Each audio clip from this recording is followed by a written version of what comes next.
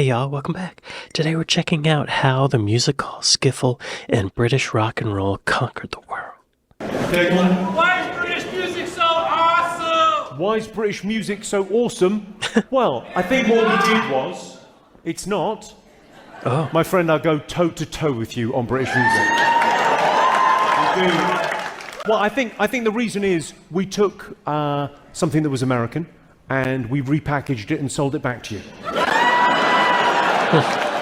We took the blue. Shut the f*** up, sir. and genuinely, that's from the heart. We took sort of early blues and rock and roll records that came over with the GIs that helped us defeat the Nazis, and we got those records in port towns like Liverpool, and then we repackaged it and we sold it back to you. And that, in a sense, is what's happening this evening. Yo, the Brits did more than repackage it, I think. I'm selling comedy to America, which is ironic, because stand-up comedy, when you think about it, I don't know if you take much national pride, but you should. There are three things America has given the world, stand-up artistically. Comedy? You gave us jazz music, you gave us the Western, and you gave us stand-up comedy. Really? Wait. And then stand-up comedy? Does he mean like Mark Twain? I've heard people say Mark Twain is the first stand-up comedian, but I don't know. Maybe. I did was go away and perfect it. Okay, I'll give you that. Why is British music so awesome? With Andy Edwards. It's true. Y'all be sure to go to Andy Edwards and like and subscribe. British bands are awesome. British music is awesome. It's perhaps our greatest export around the world. Everybody has heard of the Beatles. They've heard of the Rolling Stones. You know, they've heard of Led Zeppelin. This music has travelled to every part of the globe.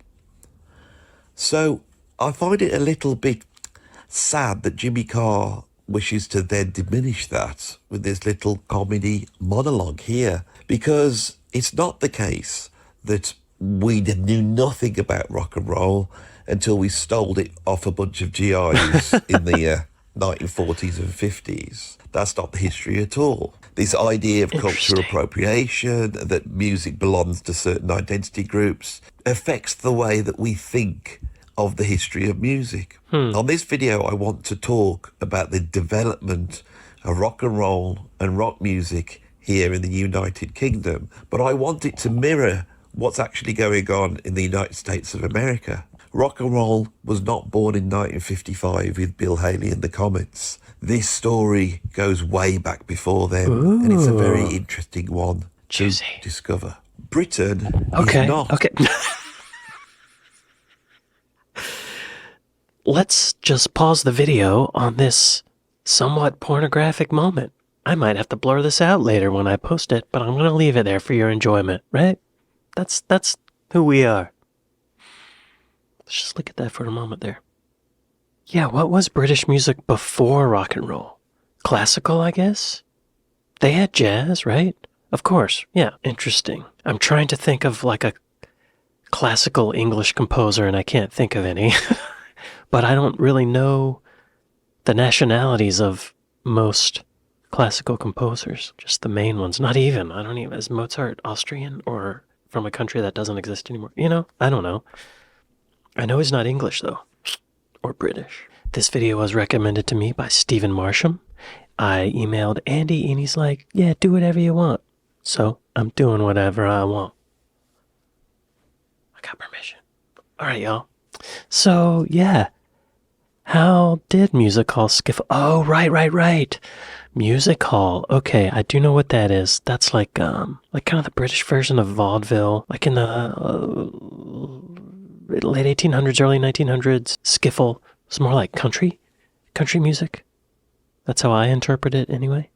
Let's see what's next. Okay. A particularly musical to discover. Britain is not a particularly musical country. What is your profession?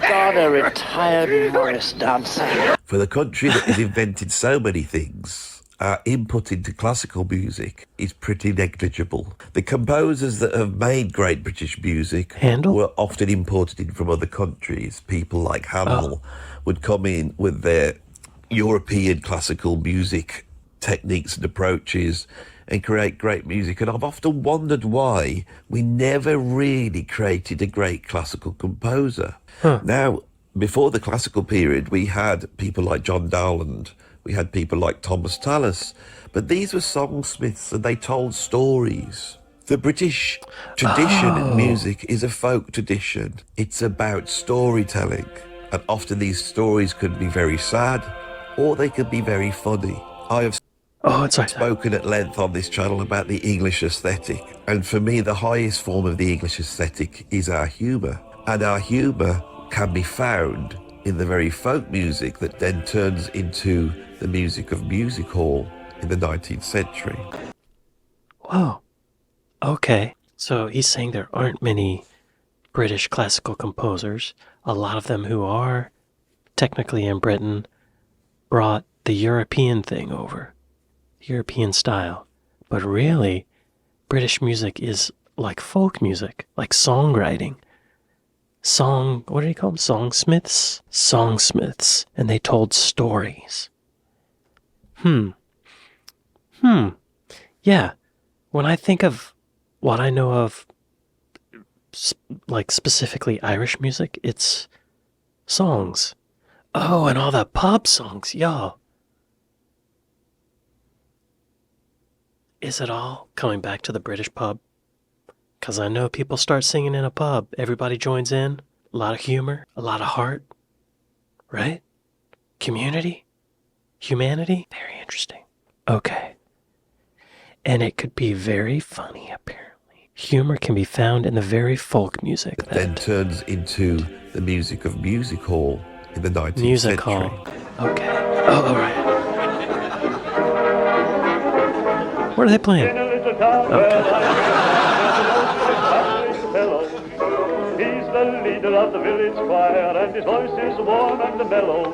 He drives a fruit cart around the street, and everybody knows it. He doesn't sing or rave about his fruit, he simply blows it.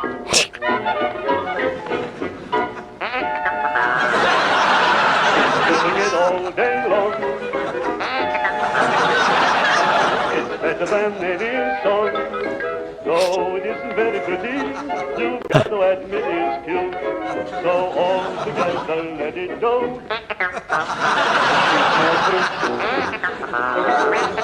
I wish the laugh track wasn't there. Hear him say, hey, fruits in season plenty there is. Apples, plums, and the old raspberries. It's a special day.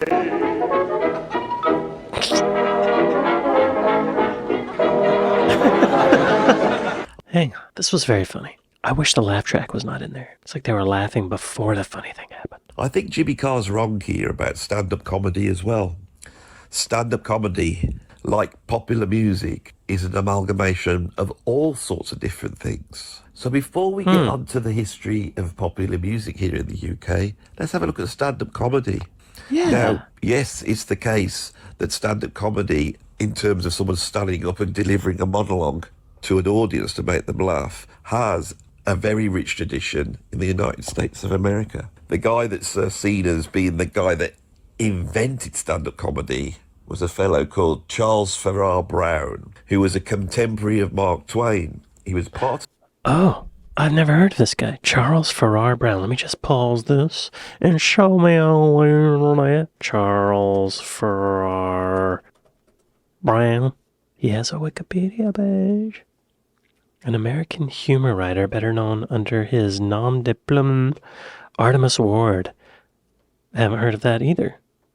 Which, as a character, an illiterate tube with Yankee common sense, Brown also played in public performances. He is considered to be America's first stand-up comedian. His birth name was Brown, but he added the E after he became famous. He's from Maine. He was a justice of the peace. He came to San Francisco to perform Artemis Ward, an early expert at show business publicity. Brown sent his manager ahead by several weeks to buy advertising in the local papers and promote the show among prominent citizens for endorsements. He's a good businessman. He met Mark Twain in Virginia City, Nevada, when they both performed together. Wow. Okay, interesting. In Cleveland, there's a school named after him, the Artemis Ward Elementary. Wow. Okay. I've never heard of this guy. To that set, and he created this sort of dumb, homespun sort of, Artemis you know, Ward. Okay. everyman called Artemis Ward. Artemis Ward created articles that were published. Abraham Lincoln was a big fan of these monologues, but he would also go round and do these monologues in various locations, including the United Kingdom, which he visited just before he died in 1867 at the age of 32. Wow, he was originally buried here in the United Kingdom, which I find quite interesting. The Americans coming to get him in 1868 and take his body back to America. But the point is here that he and Mark Twain, to a certain extent, invent the idea of the light-hearted, homespun comedy monologue. This was made very, very popular in the 1930s in America by Will Rogers. Right, yeah. Don't get scared and start turning off your radios. I'm not advertising or trying to sell you anything. If the mouthwash you're using is not the right kind and it tastes sort of like sheep dip, why, you just have to go right on using it. I can't advise any other kind at all. Okay. But here in the United Kingdom... Yeah, that sounds like my grandfather. That's how my grandfather used to speak. It's not the right kind and it tastes sort of like sheep dip, why, you just have to go right on using it. I can't advise any other kind at all. But here in the United Kingdom, we didn't have the monologue. What we had was our funny folk songs that had morphed into the comedy songs of the music hall. And the music hall would often start with a comedy monologue that would run into the song. This idea of the novelty song, this idea of the popular song linked to humour, is a very British thing. Here's Charles Coburn, a veteran of the British music hall. I gotta pause right there and let that, I gotta absorb that.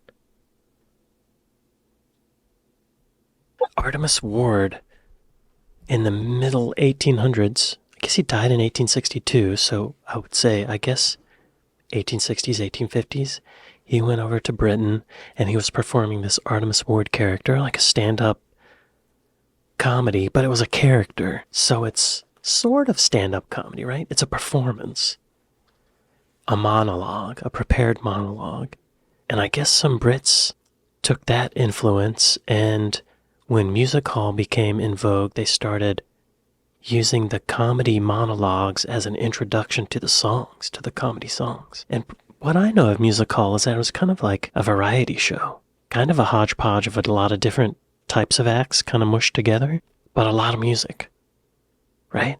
Maybe I'm thinking of vaudeville, but I feel like it's the same thing, just a different title. There probably are some differences, but anyway, that's fascinating. How comedy and music are so married together in the early stages, and then later they become more separate. You know, that's making me think a lot of now how comedy and music are both considered sort of the dark arts. You know, there's a very common thread in both of those.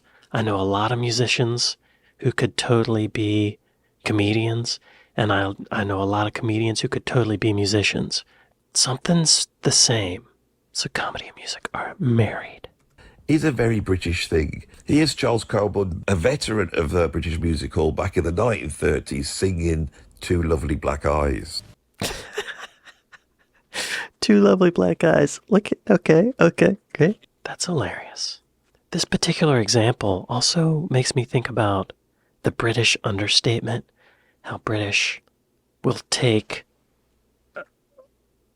a very high-stakes situation and talk about it as if it's low stakes, or take a horrible event and talk about it as if it's everything's fine. Like this guy just punched him in the face, gave him two black eyes, but he's singing this lovely little song like it's a love song. You know? That's funny. Sarcasm. Okay. You can see that the music hall is a very specific performance style, which of course imports its way into America, Michael combined with a Jackson. whole bunch of other Yeah. traditions. For example, the minstrel show, which was a huge, probably the most popular performance form in the 19th century. And this then turns into vaudeville. Vaudeville, of course, originated in France and was another sort of light-hearted performance style, which had singing and acting and all sorts of different things. Right. So we could see how the American stand-up comedy is growing out of a tradition that's coming from all over the world. Of course, this is what America is. Yeah, right. America is a melting pot of multicultures, a unique circumstance where lots of different things can mix together. I think nowadays we have a tendency to try and pull these ideas Yeah, I didn't realize vaudeville was French, but it totally makes sense now. Even the word vaudeville seems like a French word, right? together. I think nowadays we have a tendency to try and pull these ideas apart and assign identity groups to the creation of these different art forms. When Right. the truth is, these art forms are always Going back and birthed forth. out of integration. Yeah. Integration is the engine that creates new ideas. And this is totally true with popular music. Popular music in the Yeah. 19th century was basically folk music. You would go down to your local tavern and people would get up and sing songs. In the 19th century, we also saw the development of sheet music, so people could perform these songs at home. This was happening in both America and the United Kingdom and all across Europe. What's interesting in America is the development of jazz and blues. This is linked directly to the experience of the African American slaves. Yes. This is like an Oh, wow. X factor that adds so much to American music to make it really unique and unlike any other music form. And also this style of music, which was based upon new rhythmical ideas and improvisation, was perfect for this new technology that had emerged at the end of the 19th century, which was recording. The recording industry is birthed in America, and the reason is because they have jazz and blues. But the blues that Oh. That's a lot of information. Wow. Yeah, he's right. These art forms are not isolated. They go back and forth. They're integrated. They've been going back and forth forever, right? I guess we think of the past as being so isolated because they didn't have cell phones and the internet, movies and TV. But, yeah. People traveled. People brought ideas around. Artemis Ward went to Britain, right? Vaudevillians came to America. A lot of people came to America. Yes. And then the slaves, the African rhythm, the gospel stuff. Interesting. He said that the slaves provided an X factor that adds so much to American music to make it really unique and unlike any other music form. Oh my God, that's fascinating. This footage of these guys playing jugs, I think you only need one jug in a band. This may have been a novelty act. I wish we could hear what they're playing. Okay, onward. also this style of music, which was based upon new rhythmical ideas and improvisation, was perfect for this new technology that had emerged at the end of the 19th century, which was recording. The recording industry is birthed in America, and the reason is because they have jazz and blues. Oh yeah, okay. So the recording industry was birthed in America because of jazz and blues. Why though? I was just thinking about the practicality of recording an orchestra compared to the practicality of recording a jazz band. I think the jazz band would be a little easier, but there's got to be something else to it. Because folk music is just a person playing a guitar a lot of the time. That's easy to. I don't know. I'm just thinking out loud here. What's he gonna But say? the blues that we listened to was actually an African-American appropriation of Irish and Scottish folk songs. Many of the famous blues spirituals that we can trace back to the mid-19th century actually have their roots as much in Irish and Scottish Really? folk music as it does of the traditions that the African-Americans had attempted to keep as they'd been ripped from their culture in Africa. Okay, yeah. I do know that a lot of, well, the way I was taught music history in school is that country music, as we know it today, sprang out of that Scottish and Irish folk music. But then I guess the African community took a guitar and made it the blues. Because that's what they were around. That's what they were hearing, right?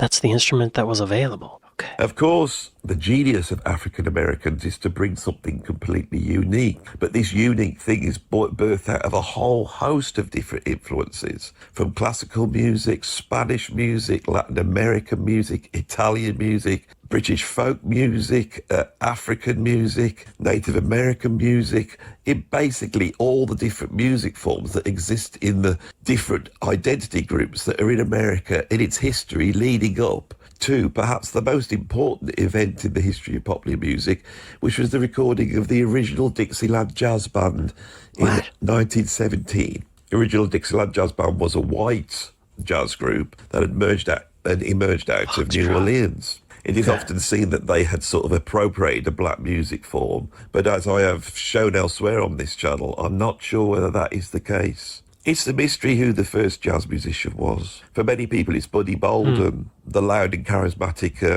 cornet player that emerges at the end of the 19th century. His style had grown out of the spasm bands that existed in New Orleans in the 1890s. Spasm bands are a very interesting type of band, as though something had really revolutionary happened on the streets in New Orleans. We could easily say that the first jazz musician is Buddy Bolden, but we could also easily say that the first jazz musician was Emile Stalebread Charlie Lacombe. This was a street urchin, a child, a disabled child at that, who by the turn of the 20th century was blind, and with various cohorts that were children. He created a band called the Razzie Dazzy Spasm Band. This band tried to ape the marching bands, the early ragtime bands that were operating in New Orleans, and they would busk on the streets creating their own instruments. They brought a ferocity of rhythm and improvisation into their styles, obviously not being able to read music, that caught on. And by the end of the 19th century, this band was very, very successful. Stalebread Charlie went to his... Hang on. I've never heard of the Razzie Dazzy Spasm Band. And this blind child, Charlie Lacombe. Look at these kids. They're playing homemade instruments. I wish I could hear it. Wait, Buddy Bolden. He was a cornet player. I feel like this section of the video is like going back in time, because there was this Dixieland jazz band. Oh, look, jazz is spelled with 2 S's instead of Z's. Jazz. The original Dixieland jazz band. Wow, I've heard of Dixieland jazz, but I guess there was an original one. And all those others just were kind of lifting from that one. Wow, I didn't know that. So the African-American appropriation of Irish and Scottish folk songs was part of the blues.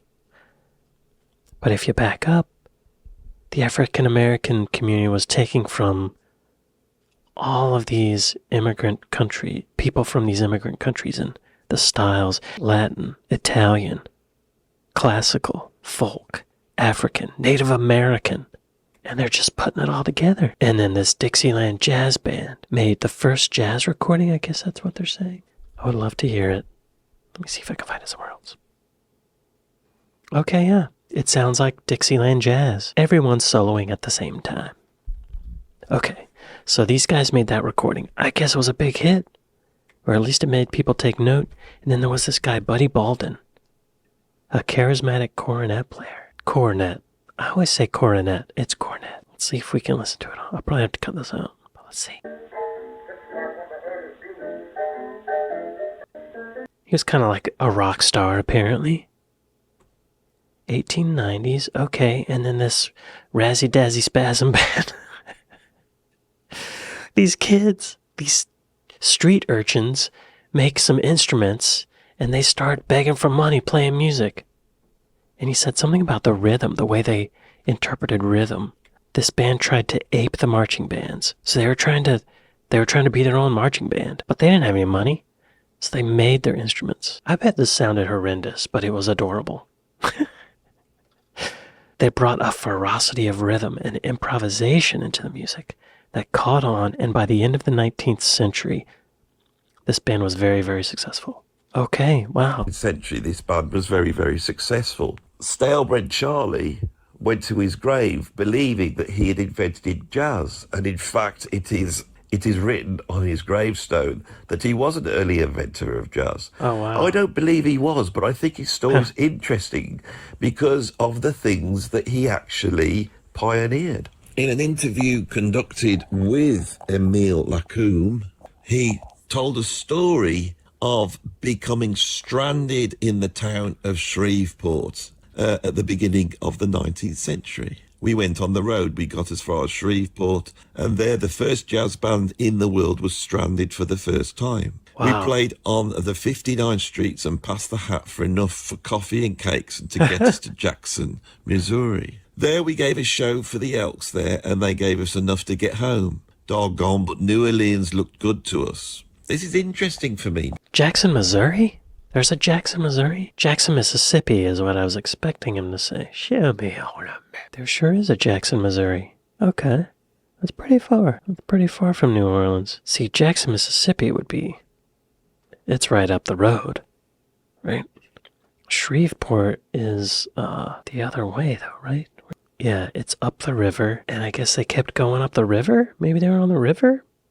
Yeah, okay. Wow. It's like Huckleberry Finn. Because one of the great musicians that had lived in Shreveport, although he'd moved out to Texas, was Leadbelly. Leadbelly is the musician discovered by Alan and John Lomax in the 90s. Is he about to say that Leadbelly heard the Razzie Dazzy Jazz Band, Spasm Band?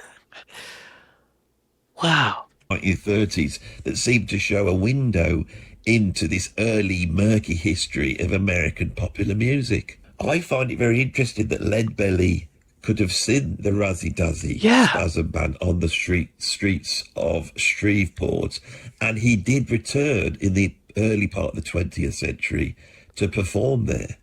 What is interesting is the part that Leadbelly is going to play in the development of British rock and roll.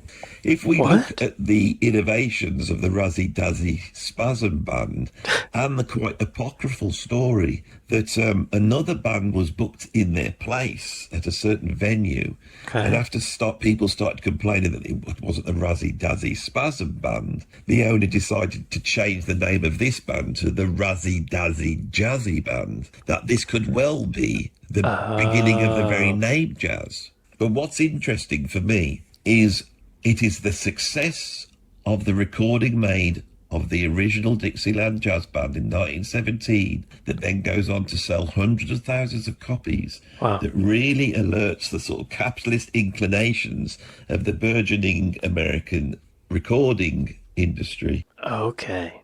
People saw you could make money from it. You could get rich. American dream. To then go and search out jazz musicians, and this idea of the race records is born, and we have covered that on this channel. But also the original Dixieland Jazz Band ended up touring in the United Kingdom, and by the 1920s the United Kingdom had its own version of jazz going on. The ideas are not isolated. That's amazing. Something that never really gets discussed. Simon Phillips, the great session drummer, legendary drummer, has been interviewed on this channel and has told the story of his father, Sid Phillips, who was one of the first British musicians to record jazz. Here's Simon telling that story. Oh, wow. Yeah. He formed his first band, the Melodians, I believe in 1925. So he probably was one of the first jazz bands in England at that time. I mean, in those days, if you were doing gigs, you're doing dances and stuff, you couldn't turn up to the gig unless you had a string quartet, because the violin and, it was still part of the dance band, collection of musicians. You had to have a string section. And he, of course, his band was smaller. It was a jazz band with Dixieland, really.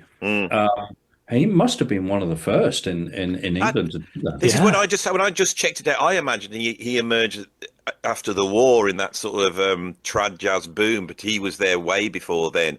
And I found that very interesting, doing the channel and researching as I have into jazz. One of the things that hasn't been explored is the British jazz scene in the 1920s and 30s. Yeah, I didn't know there was such a I thing. did an interview with Martin Taylor recently, and he said to me that Stefan Grappelli told him that Django Reinhardt's biggest influence musically was George Chisholm. Who used to play with my dad. Exactly. And so and I was shocked. I was shocked with him. With George Chisholm. Yeah, because I was playing in the band from 69 to 73.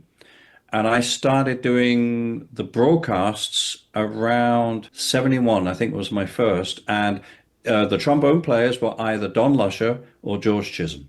By the 1940s, a number of musicians were looking back at the traditional jazz of New Orleans, and they were trying to recreate it as well as they possibly could. A number of musicians, including Humphrey Lyttelton, Chris Barber, Ken Collier, all were trying to imitate what they saw was the original jazz, because jazz changed dramatically at the end of the 1920s, moving from a sort of New Orleans frontline sound with a 2/4 rhythm got more to orchestral. a much more swinging 4/4 rhythm that we hear Oh, in the bands rhythm. of Count Basie, Duke Ellington, and a lot of the swing bands of the 1930s. This 4/4 rhythm really lays the groundwork of rock and roll. But here in the UK in the 1940s, there's this huge popular trad jazz boom. In the early 1950s, Chris Barber.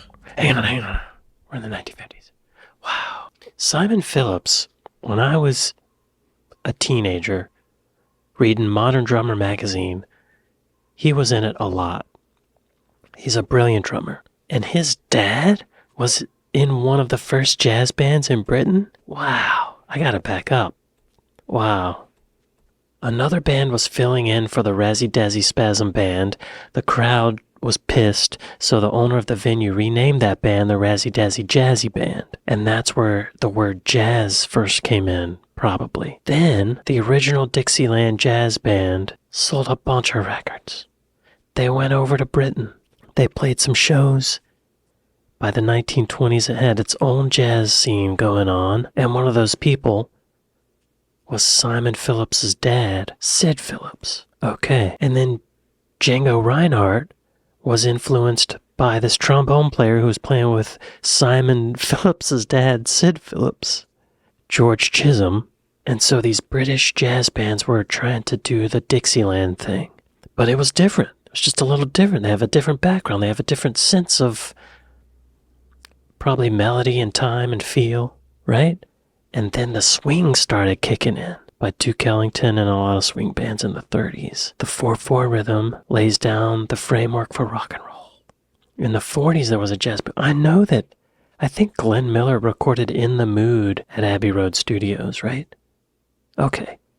40s. Now we're going in the 50s. Early 1950s, Chris Barber decided to take on a banjo player. Now, it's interesting that they wanted to have a banjo player in the band. If we look at the traditions that were birthed in the United Kingdom in the music... Let me jump ahead and see if I can see what he's going to say. From what I was taught in music history, the banjo took the place of the piano because it's in the same frequency range, but it's more portable than a piano. So these jazz bands stopped having a piano that they would have to lug around and started having a banjo.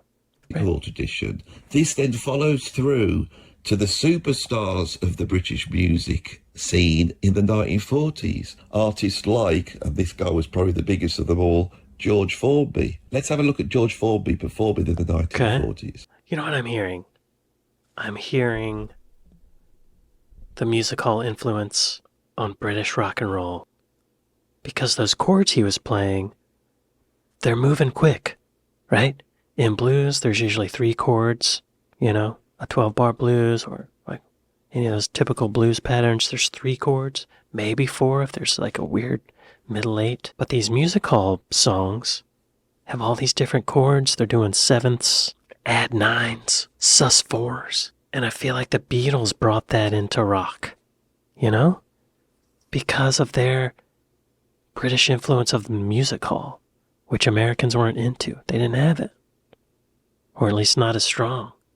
That's what I'm hearing. That's what that made me realize. Also the humor. The integration of humor. It's a funny song. Interesting. This is a long video. I think we're going to have to split this up into 2 parts. I've already been recording for an hour. I don't know, after I edit this, it'll probably be a little shorter, but I'm already at an hour. I need to let my computer charge up. I need to take my dog out to pee. And boo. And get some food. Like, I'm hungry. But this is fascinating. Andy Edwards, this is fascinating. We're at 21 minutes. I'm going to let it play for 1 bit and see if there's a point he has to make about this guy that we just heard. Interesting that he is playing a ukulele banjo. And so we hear that sound, and we can hear in George Formby's music not only the comedy song of the music hall, but there are elements of jazz in this. Absolutely. It's swinging and it's funky. It is. And Yes. you have that fast strumming that we associate with the New rhythmic. Orleans jazz. We also hear him shouting the word "Oh Lordy," which is taken straight out of the sort of spirituals that had come through the United Kingdom in the 1920s and 1930s. George Formby was not just playing musical songs. There was a tradition there. And so the ukulele banjo that then became an instrument that many people start to learn to play on, myself included, has a certain influence here in the United John Lennon, Kingdom, which too. I think is different to the influence that musicians would have had in America. Of course, Yeah. the Beatles were huge fans of George Formby, and George Really? Harrison was a head of the George Formby Appreciation Society. What? So Chris Barber bringing in Lonnie Donegan to play banjo in the early 50s is almost like a no-brainer. I've heard of Lonnie Donegan. The British people love that sound. The great jazzman Ken Collier. Okay, I gotta stop it there. Wow, I need to absorb this. The Beatles were huge George Formby fans. And George Harrison was the head of his fan club, or appreciation club. I know George Harrison also played a lot of ukulele in his later days. And I do think John Lennon's first instrument was the banjo. I think his Aunt Mimi taught him to play banjo, or his mom taught him to play banjo. I don't remember exactly which, but I think his mom taught him. Y'all be sure to go to Andy Edwards and like and subscribe. This is fascinating. I love this kind of stuff. I hope y'all are enjoying it. We're gonna finish this off the next time, probably Tuesday, right? Well, y'all, I'd like to thank my patrons. I'd like to thank my Buy Me a Coffee folks. Thank y'all for watching this with me, and I'll see you next time. Later.